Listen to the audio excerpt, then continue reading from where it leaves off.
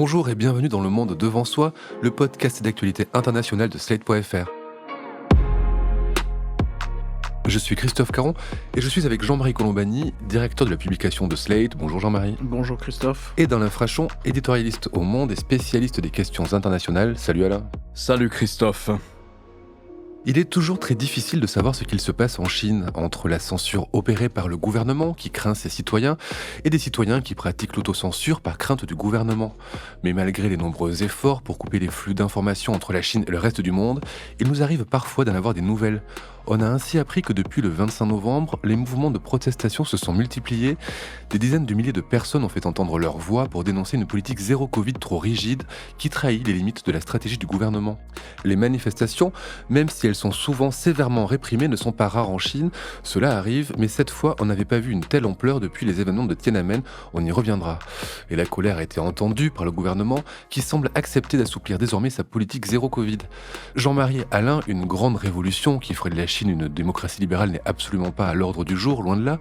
Mais que disent ces mouvements de l'état de l'opinion et surtout de l'état du régime de Xi Jinping qui règne désormais en maître absolu sur le pays depuis le 20e congrès du Parti communiste ? C'est une question difficile parce qu'en effet, il y a un mois, Xi Jinping triomphait au 20e congrès du parti et qu'il le plaçait tout de suite après, voire à égalité avec Mao Tse-tung, et donc dans l'historique du parti, avant même Deng Xiaoping, qui est à l'origine de la prospérité actuelle de la Chine.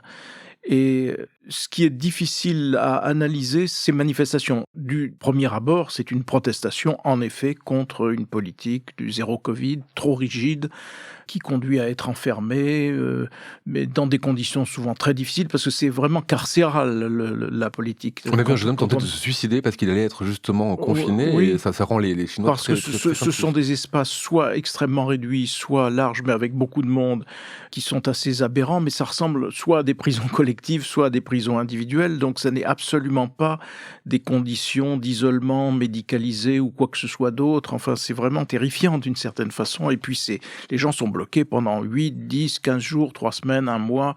Il y a donc cet aspect-là qui est indéniable et qui est le point de départ des manifestations. Mais la politique du zéro Covid conduit à des confinements localisés. Ici ou là, dans telle province, dans telle ville, on bloque 3 millions de personnes, 6 millions de personnes, c'est localisé. Les manifestations, non. Les manifestations, et c'est ce qui est intéressant, ont pris sur l'ensemble du territoire chinois plusieurs villes, beaucoup de villes ont été les théâtres de manifestations. Donc il faut bien regarder derrière nous le Congrès, il y a un mois, le règne absolu de Xi Jinping, et sans débat possible, avec la composition de l'équipe des 7, vous savez, qui dirige la Chine, qui est cette fois totalement homogène et totalement dédiée à Xi Jinping. Oui, parce que jusqu'à maintenant, il pouvait y avoir des équilibres différents dans l'équipe dirigeante. Oui, il y avait, comme toujours dans les partis communistes, il y avait quand même des tendances, peut-être pas des courants, mais enfin des débats. Là, ça n'est plus possible. Eh ben voilà, tu nous as bien coincés au parti, eh bien, voilà notre réponse. Et donc, on ne peut pas exclure que c'est le fait que ces manifestations soient nationales, soient un peu partout en Chine, ce soit pas aussi une façon pour une partie du parti d'organiser une protestation ou en tout cas engager une sorte de rapport de force avec Xi Jinping pour lui rappeler qu'il n'est pas tout seul et qu'à l'inverse de Vladimir Poutine, il ne peut pas décider tout seul.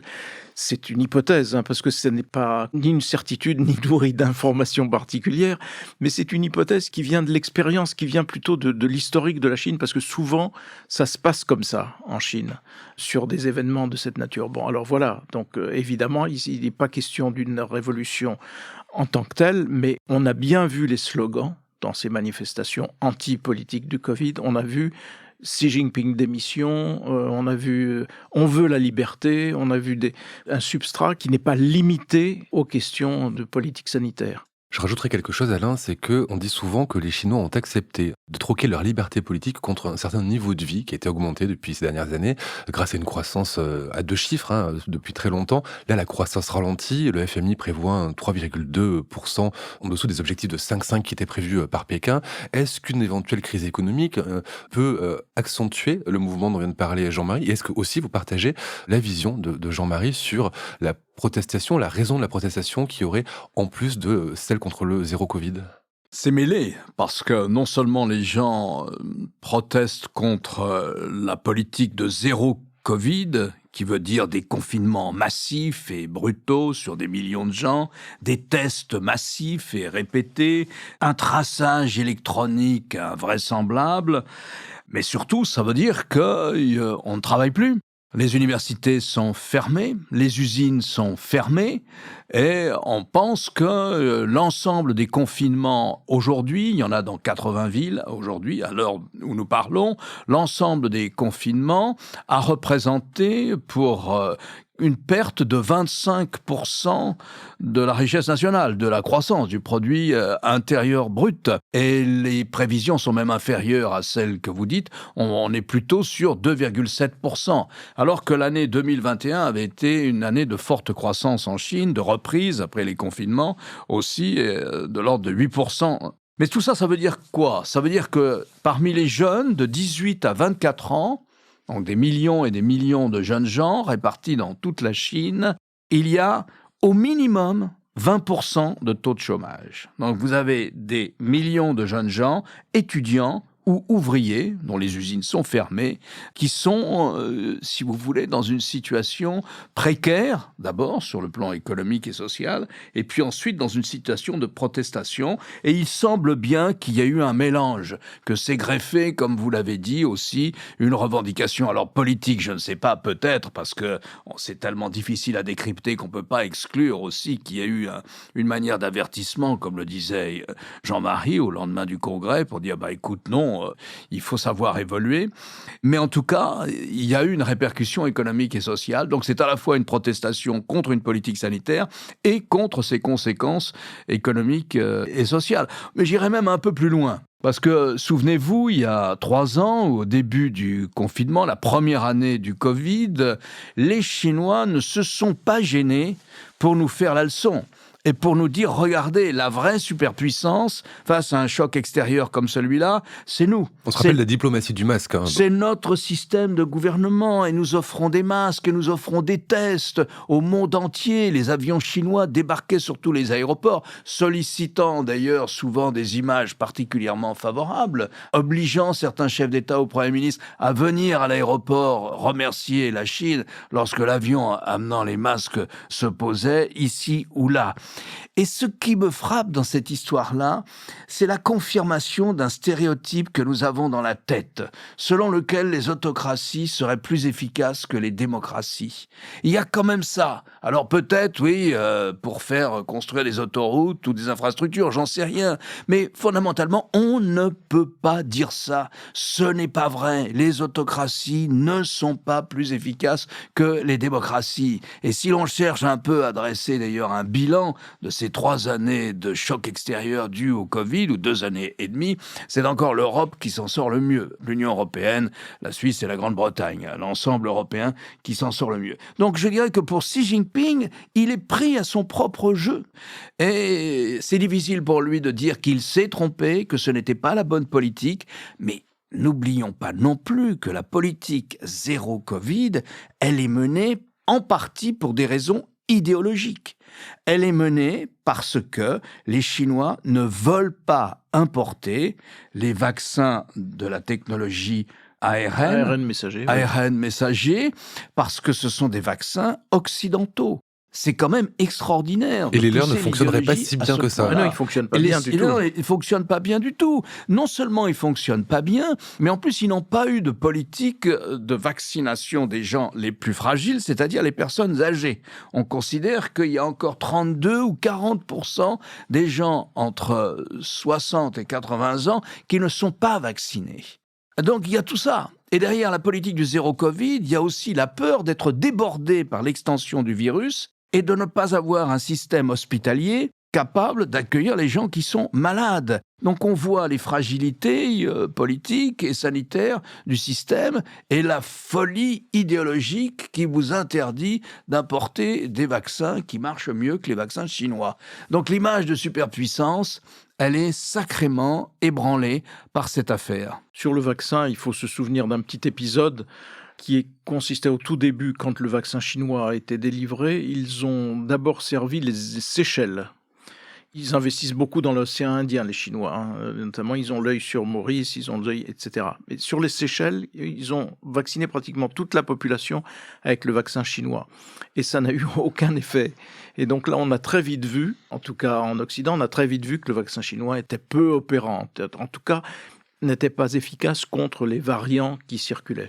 Alors vous avez parlé de l'autocratie qui serait plus efficace que la démocratie. Elle est efficace en général dans la répression et dans la censure. Et pourtant, là, on a vu que ce mouvement de protestation, il part finalement de trous dans la grande muraille technologique que le gouvernement chinois a dressé autour du pays, parce que c'est finalement un fait divers, c'est-à-dire c'est la mort de plusieurs personnes dans un bâtiment en feu auquel les pompiers n'ont pas pu accéder pour justement une politique zéro Covid, et aussi surtout les images de la Coupe du Monde, avec les gens non masqués dans les gradins, Jean-Marie. Mais oui, parce que les Chinois qui regardent le foot et qui parient beaucoup d'ailleurs sur les matchs de football et principalement sur le championnat anglais, mais là ils regardent la Coupe du Monde, se sont dit mais attendez, le Covid peut circuler et on peut ne pas mettre de masque. Donc ça veut dire que ça n'est peut-être pas si dangereux, en tout cas ça veut dire que c'est possible.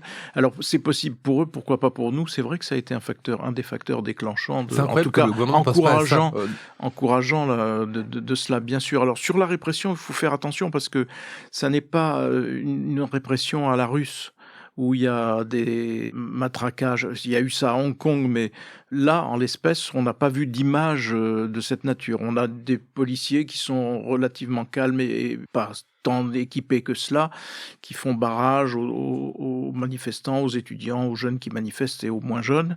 La méthode chinoise, c'est 8 jours après, 15 jours après que vous soyez descendu dans la rue pour manifester, la police frappe à votre porte, et vous êtes arrêté, vous êtes embarqué dans une voiture avec d'autres personnes, et ainsi de suite. Et puis, quelques jours plus tard, votre famille dit « mais il a disparu, on ne sait pas où il est », ainsi de suite. C'est ça leur technique de répression.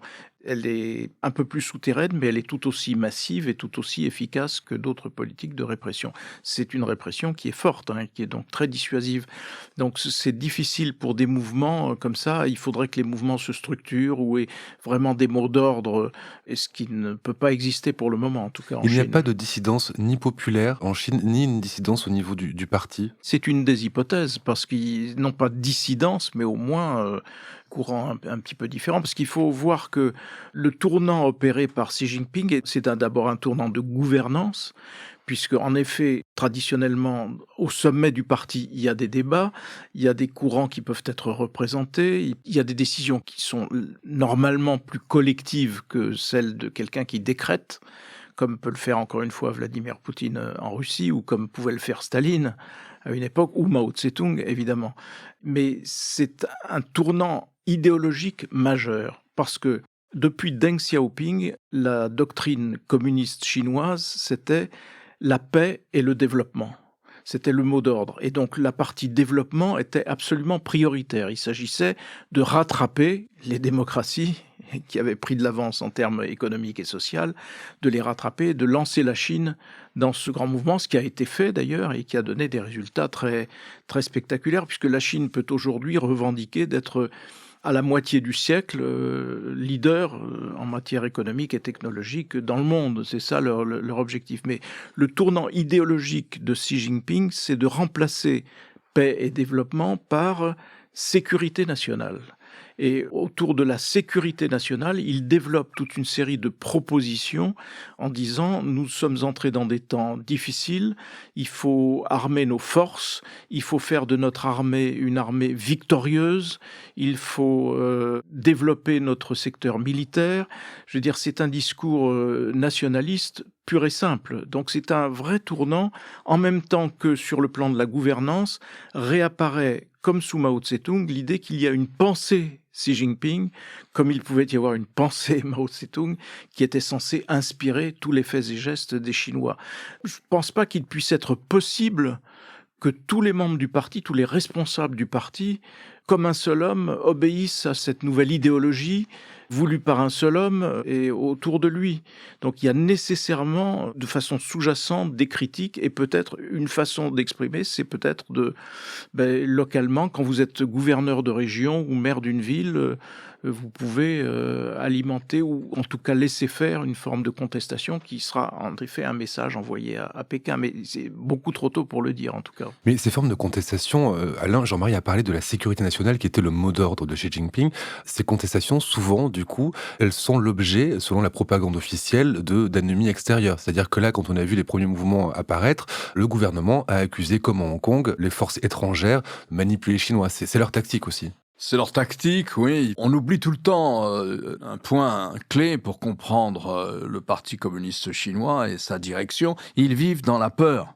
Ils ont une base de popularité, ils ont une légitimité. Bien entendu, elle n'est pas totale, et ils vivent Juste dans donner la le peur. chiffre du nombre d'adhérents du Parti communiste en Chine, qui est de 96 millions, c'est soit 6% de la population qui appartient au parti. C'est ça, 96 millions choisis dans toutes les couches de la société et de manière assez sélective. N'importe qui n'entre pas au Parti communiste. Mais ils vivent dans la peur. Ils vivent d'autant plus dans la peur qu'il y a ce précédent, la fin du printemps et de l'été 1989, d'une immense manifestation des jeunes ouvriers, étudiants, employés, sur la place Tiananmen, près d'1 million de personnes installées sur la place et qui réclament plus de liberté politique, ou simplement même l'application de la Constitution, au sens premier de ce terme. Et après avoir longtemps hésité, après avoir plusieurs semaines d'hésitation, l'armée va charger pour chasser les manifestants de la place Tiananmen. Il y aura au minimum des centaines de morts, peut-être plus, et pendant des années, 10, 15 ou 20 ans après, les services chinois, à l'intérieur comme à l'étranger d'ailleurs, vont rechercher les meneurs pour les neutraliser. Donc il y a eu cette volonté d'une vengeance d'étouffer cela. Naturellement, les jeunes Chinois sous Xi Jinping n'apprennent rien de Tiananmen. Ça ne figure pas dans les livres d'histoire. Ça figurait encore dans les livres d'histoire des jeunes gens. À Hong Kong, c'est fini. C'est une des premières mesures qui a été prise lorsque la Chine continentale a supprimé le régime qui était un régime spécial qui était appliqué à Hong Kong. Ça a été le changement dans les livres d'histoire. Il n'y a pas eu un mot dans les journaux des manifestations qu'il y a eu dans toutes ces villes dont nous avons parlé tout à l'heure. Pas un mot dans les journaux, c'était comme si la vie continuait comme avant.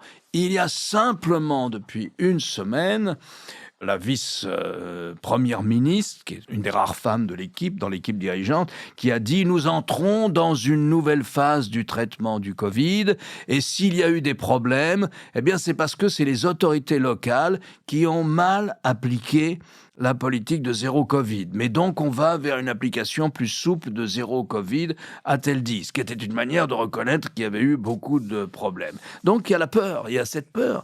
Ils vivent dans cette peur des mouvements de foule, des mouvements sociaux, etc. Or, vous avez dit à juste titre dans votre introduction que, contrairement là encore à ce que nous imaginons souvent, la Chine est tous les jours le théâtre de grèves, de conflits sociaux, quelquefois violents, dans les grandes villes, dans les petites villes, dans les villes moyennes. La Chine vit, elle vit, si vous voulez, avec tout ce que la vie comporte de conflits et de difficultés. De ce point de vue-là, on en parle très peu. Mais la presse, cette fois-ci, en parle un peu. Elle n'a pas parlé des manifestations contre le Covid, mais elle rapporte cette image tout de même d'un pays qui est traversé, comme les autres, par un grand nombre de conflits. Donc c'est pas un océan de tranquillité sous la guidance sage et éclairée de Xi Jinping. Voilà un peu aussi ce qui fait partie du paysage chinois aujourd'hui, du paysage politique aujourd'hui. Là encore, c'est un point commun aux autocraties et aux régimes dictatoriaux, parce que quelle est la hantise de Vladimir Poutine ? C'est la révolte de Maïdan. Et qu'est-ce qui a nourri son hostilité à l'Ukraine ? C'est le fait que l'Ukraine s'est libérée d'un système qui était aligné sur celui de Vladimir Poutine par les manifestations et la liberté reconquise. La hantise de Poutine, c'est que ça se reproduise en Russie et qu'il ait affaire lui aussi à un Maïdan russe, en accusant évidemment les puissances étrangères, les États-Unis, d'être derrière tout ça.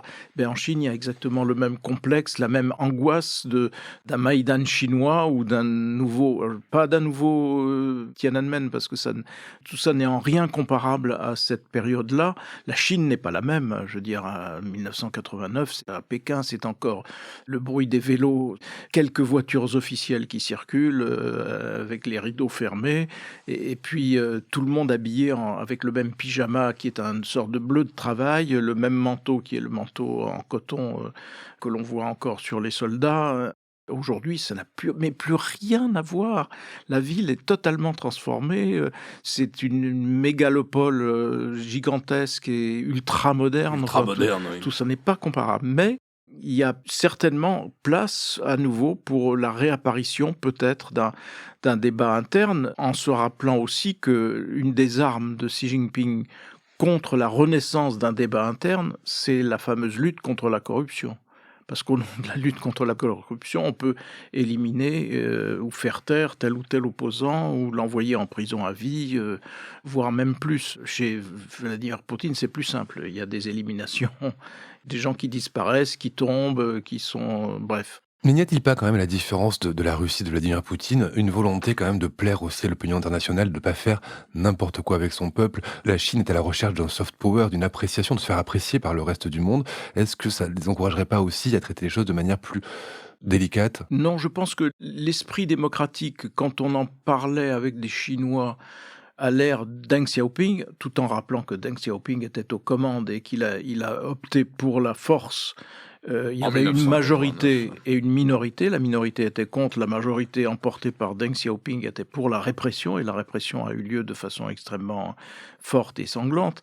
Mais en même temps, chez Deng Xiaoping, il n'y avait pas il ne récusait pas une perspective démocratique. Mais on nous disait à l'époque, des éléments de démocratie, c'est pour dans 40 ans. D'abord, pour le moment, on s'occupe de reconstruire une économie puissante, ainsi de suite. Là, aujourd'hui, cette thématique-là a évidemment totalement disparu. Vous parlez de Deng Xiaoping, mais un homme est mort cette semaine, le 30 novembre, c'est Yan Zemin. C'est lui qui a propulsé la Chine dans l'économie de marché. Est-ce que vous avez un mot sur cette personnalité, sur ce président? Si vous voulez, c'est très intéressant parce qu'il faut bien retenir cette séquence. À la mort de Mao Tse-tung en 1976, Deng Xiaoping devient le numéro 1. Et c'est lui qui lance la politique de réformes économiques en ouvrant des zones où les étrangers peuvent investir. Et il y a 3 pays qui investissent massivement dans ces zones économiques du sud de la Chine. C'est Taïwan, pas un pays, mais l'île de Taïwan, les Taïwanais, les Japonais et les Américains. Les Européens sont plus réticents au départ. Ils viendront, mais ils viendront plus tard. Et Deng Xiaoping installe petit à petit une manière de gouvernance. Il fallait bien trouver une façon de passer d'un homme à un autre ou d'un gouvernement à un autre lorsque, à la suite de la mort du président ou du chef du parti, les 2 fonctions étant confondues.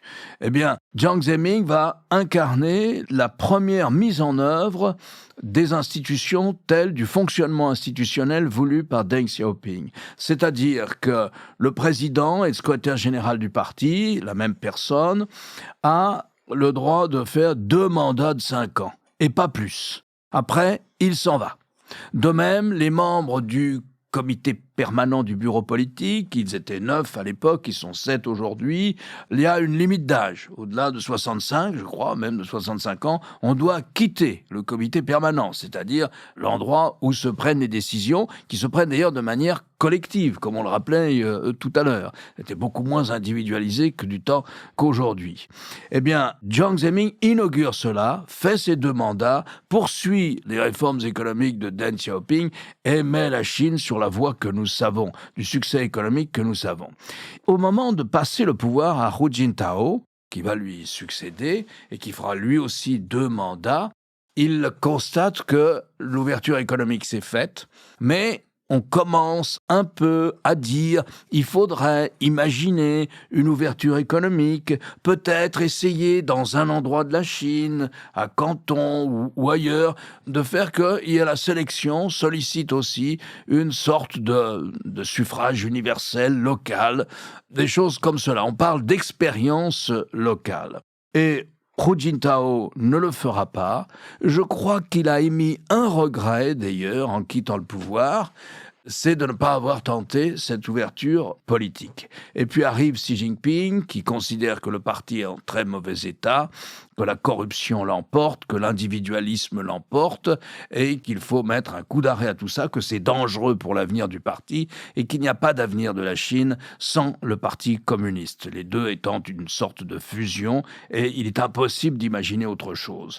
Et donc, Xi Jinping revient sur les réformes de Deng Xiaoping, les annule, se fait élire pour un 3e mandat au Congrès que nous évoquions, mais il a la possibilité de se faire élire encore pour un autre mandat, bref, devient une sorte d'empereur à vie s'il le souhaite, et décide de manière beaucoup moins collective, avec un comité permanent qui est composé uniquement de fidèles. Donc voilà, Jiang Zemin a amorcé une pratique institutionnelle suivie par son successeur, Hu Jintao, et qui a été cassée, abandonnée. Or, parmi les autocraties, c'était précisément la singularité de la Chine, et quel immense pays! C'est-à-dire qu'elle avait au point un mécanisme de changement d'hommes, pas encore de femmes, mais de changement d'hommes au pouvoir de manière pacifique. On ne sait plus maintenant comment se fera la succession de Xi Jinping. C'est un élément de fragilité, c'est un élément de faiblesse du système institutionnel chinois. Et c'est vrai que ce modèle, qui était au fond un modèle de cooptation, faisait l'admiration d'un certain nombre de chefs d'entreprise, y compris en France, qui disaient pourquoi est-ce qu'on n'a pas nous le même système, parce que étaient sélectionnés au fond des gens qui avaient des capacités techniques, des technocrates, des hauts technocrates, en même temps que on leur demandait aussi évidemment une forme d'une fidélité au parti, mais sans s'abstraire non plus d'un certain nombre de débats. Et c'est ce mécanisme-là que casse Xi Jinping, parce qu'il n'y a plus du tout de cooptation. La cooptation était assez subtile. On voyait un tel qui était promu à telle ville, comme maire de telle ville, puis ensuite à la région, puis ensuite qui montait à tel échelon et ainsi de suite. Et là, on va avoir quelque chose qui ressemble à une autocratie pure et simple. Le chef choisit un tel, sans que soit codifié ou régularisé quoi que ce soit. Merci messieurs pour ces passionnantes et très instructives explications. Je renvoie les auditeurs au dernier article de Richard Hartz sur Slate.fr qui revient sur la situation actuelle en Chine. Richard Hartz qui connaît parfaitement la Chine et les dédales du pouvoir de la cité interdite, ce qui n'est pas un mince exploit. Merci Jean-Marie, je rappelle votre participation à l'émission politique chaque jeudi sur France 24. Merci Alain, je rappelle quant à vous, votre chronique chaque jeudi dans Le Monde et sur lemonde.fr. À la semaine prochaine. Merci Christophe. Merci Christophe.